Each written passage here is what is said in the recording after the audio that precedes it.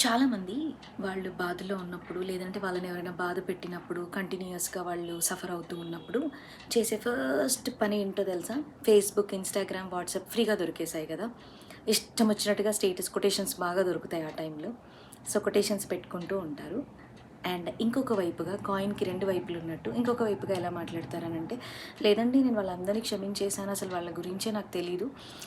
నా పని నేను చేసుకుంటూ ఉన్నాను అని అంటారు. సో, ఈ రెండిట్లో ఏది కరెక్ట్?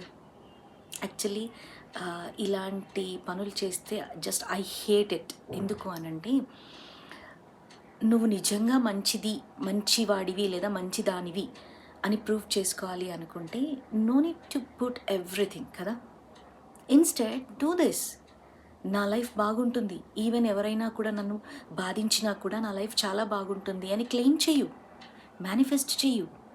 అంతేకానీ నువ్వేదో మంచోడివి లేదా మంచిదానివి అని నిరూపించుకోవడానికి ఇష్టమొచ్చినట్టుగా ఆ కొటేషన్స్ ఎక్కడో దొరుకుతాయి.